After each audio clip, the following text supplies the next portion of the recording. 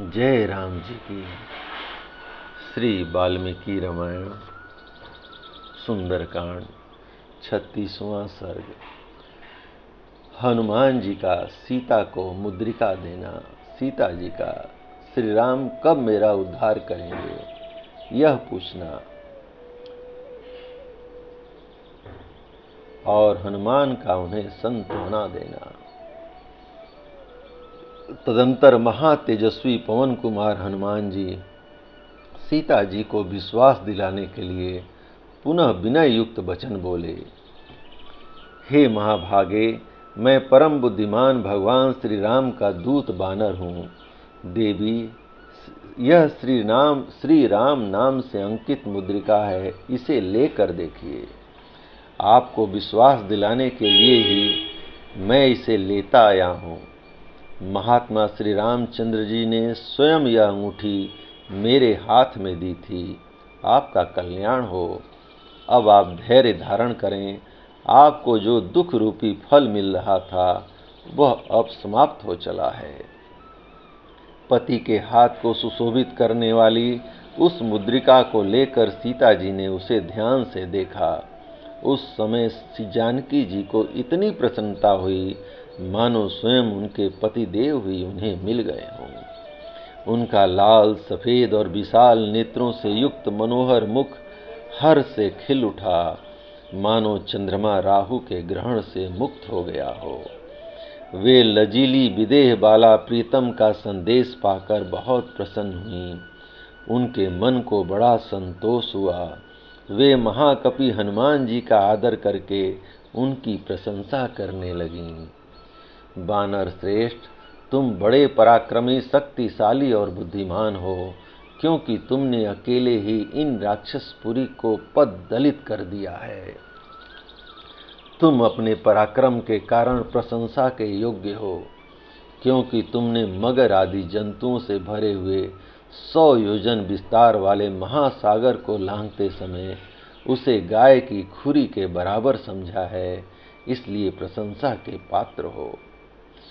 बानर शिरोमणे, मैं तुम्हें कोई साधारण बानर नहीं मानती हूँ, क्योंकि तुम्हारे मन में रावण जैसे राक्षस से भी न तो भय है और न घबराहट। कपि श्रेष्ठ, यदि तुम्हें आत्मज्ञानी भगवान श्री राम ने भेजा है तो तुम अवश्य इस योग्य हो कि मैं तुमसे बातचीत करूं। दुर्धर्ष वीर श्री रामचंद्र जी विशेषतः मेरे निकट ऐसे किसी पुरुष को नहीं भेजेंगे जिसके पराक्रम का उन्हें ज्ञान न हो तथा जिसके शील स्वभाव की उन्होंने परीक्षा न कर ली हो। सत्य प्रतिज्ञ एवं धर्मात्मा भगवान श्री राम सकुशल हैं तथा सुमित्रा का आनंद बढ़ाने वाले महातेजस्वी लक्ष्मण भी स्वस्थ एवं सुखी हैं। यह जानकर मुझे बड़ा हर्ष हुआ है और यह शुभ संवाद मेरे लिए सौभाग्य का सूचक है। यदि कुकुत्स कुलभूषण श्री राम सकुशल हैं तो वे प्रलय काल में उठे हुए प्रलयंकर अग्नि के समान कुपित हो समुद्रों से घिरी हुई सारी पृथ्वी को दग्ध क्यों नहीं कर देते हैं। अथवा वे दोनों भाई देवताओं को भी दंड देने की शक्ति रखते हैं तो भी अब तक चुप बैठे हैं। इसमें उनका नहीं, मेरे ही भाग्य का दोष है। मैं समझती हूँ कि अभी मेरे दुखों का अंत नहीं आया है।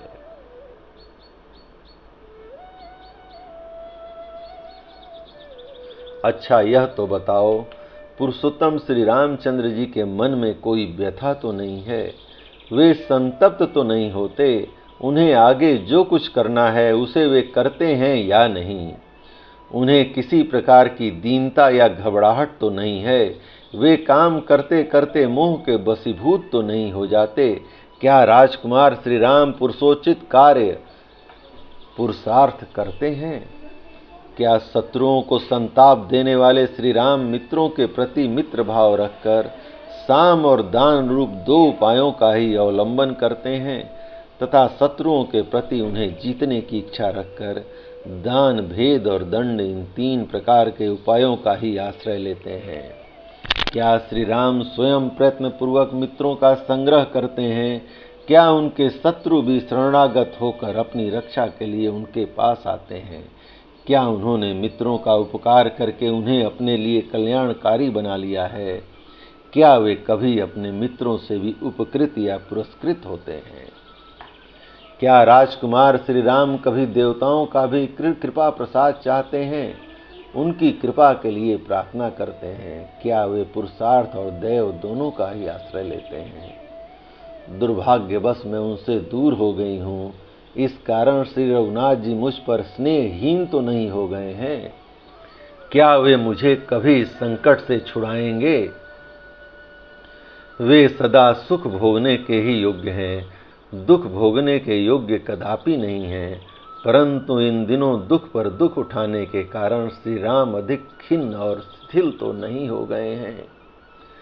क्या उन्हें माता कौशल्या, सुमित्रा तथा भरत का कुशल समाचार बराबर मिलता रहता है? क्या सम्माननीय श्री रघुनाथ जी मेरे लिए होने वाले शोक से अधिक संतप्त तो नहीं है? क्या वे मेरी ओर से अनन्यमनस्क हो तो नहीं गए हैं? क्या श्री राम मुझे इस संकट से उबारेंगे? क्या भाई पर अनुराग रखने वाले भरत जी मेरे उद्धार के लिए मंत्रियों द्वारा सुरक्षित भयंकर अक्षौहिणी सेना भेजेंगे? क्या श्री राम वानरराज सुग्रीव दांत और नखों से प्रहार करने वाले वीर वानरों के साथ ले मुझे छुड़ाने के लिए यहाँ तक आने का कष्ट करेंगे? क्या सुमित्रा का आनंद बढ़ाने वाले सूरवीर लक्ष्मण, जो अनेक अस्त्रों के ज्ञाता हैं, अपने बाणों की वर्षा से राक्षसों का संहार करेंगे? क्या मैं रावण को उसके बंधु बांधवों सहित थोड़े ही दिनों में श्री रघुनाथ जी के द्वारा युद्ध में भयंकर अस्त्र शस्त्रों से मारा गया देखूंगी? जैसे पानी सूख जाने पर धूप से कमल सूख जाता है, उसी प्रकार मेरे बिना शोक से दुखी हुआ श्री राम का वह सुवर्ण के समान कांतिमान और कमल के सदृश सुगंधित मुख सुख तो नहीं गया है? धर्म पालन के उद्देश्य से अपने राज्य का त्याग करते और मुझे पैदल ही वन में लाते समय जिन्हें तनिक भी भय और शोक नहीं हुआ, वे रघुनाथ जी इस संकट के समय हृदय में धैर्य तो धारण करते हैं ना? दूत, उनके माता पिता तथा अन्य कोई संबंधी भी ऐसे नहीं हैं जिन्हें उनका स्नेह मुझसे अधिक अथवा मेरे बराबर भी मिला हो। मैं तो तभी तक जीवित रहना चाहती हूँ जब तक वहाँ आने के संबंध में अपने प्रियतम की प्रवृत्ति सुन रही हूँ। देवी सीता वानर श्रेष्ठ हनुमान के प्रति इस प्रकार महान अर्थ से युक्त मधुर वचन कहकर श्री रामचंद्र जी से संबंध रखने वाली उनकी मनोहर वाणी पुनः सुनने के लिए चुप हो गई। सीता जी का वचन सुनकर भयंकर पराक्रमशाली पवन कुमार हनुमान मस्तक पर अंजलि बांधे उन्हें इस प्रकार उत्तर देने लगे। देवी, कमल नयन भगवान श्री राम को यह पता ही नहीं है कि आप लंका में रह रही हैं, इसलिए जैसे इंद्र दानवों के यहाँ से सची को उठा ले गए थे, उसी प्रकार वे शीघ्र यहाँ से आपको नहीं ले जा रहे हैं। जब मैं यहाँ से लौट कर जाऊँगा, तब मेरी बात सुनते ही श्री रघुनाथ जी बानर और भालुओं की विशाल सेना ले तुरंत वहाँ से चल देंगे। कुकस्य कुलभूषण श्री राम अपने बाण समूहों द्वारा अक्षोभ्य महासागर को भी स्तब्ध करके उस पर सेतु बांधकर लंकापुरी में पहुँच जाएंगे और उसे राक्षसों से सूनी कर देंगे। उस समय श्री राम के मार्ग में यदि मृत्यु, देवता अथवा बड़े बड़े असुर भी विघ्न बनकर खड़े होंगे, तो वे उन सब का भी संहार कर डालेंगे।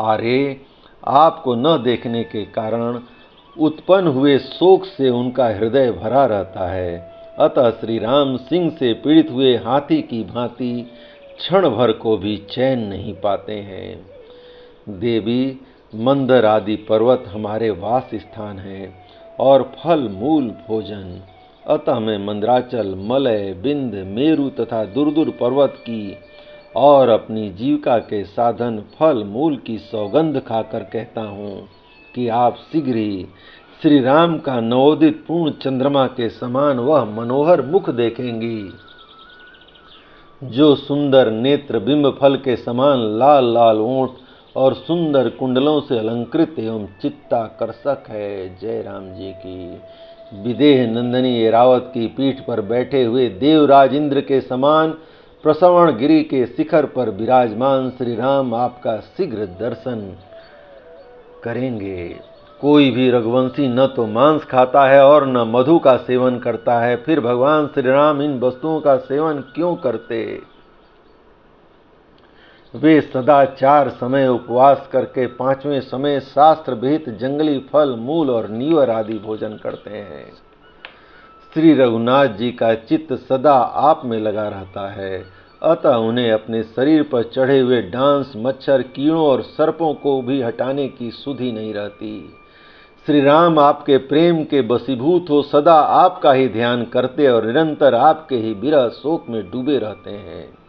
आपको छोड़कर दूसरी कोई बात वे सोचते भी नहीं हैं। नरश्रेष्ठ श्री राम को सदा आपकी चिंता के कारण कभी नींद ही नहीं आती। यदि कभी आंख लगी भी तो वे सीता सीता इस मधुर वाणी का उच्चारण करते हुए जल्दी ही जाग उठते हैं। किसी फल मूल अथवा स्त्रियों के मन को लुभाने वाली दूसरी वस्तुओं को भी जब वे देखते हैं तब लंबी सांस लेकर बारंबार हा प्रिय कहते हुए आपको पुकारने लगते हैं। देवी, राजकुमार महात्मा श्री राम आपके लिए सदा दुखी रहते हैं। सीता सीता कहकर आपकी ही रट लगाते हैं तथा उत्तम व्रत का पालन करते हुए आपकी ही प्राप्ति के प्रयत्न में लगे हुए हैं। श्री रामचंद्र जी की चर्चा से सीता का अपना शोक तो दूर हो गया, किंतु राम के शोक की बात सुनकर वे पुनः उन्हीं के समान शोक में निमग्न हो गए।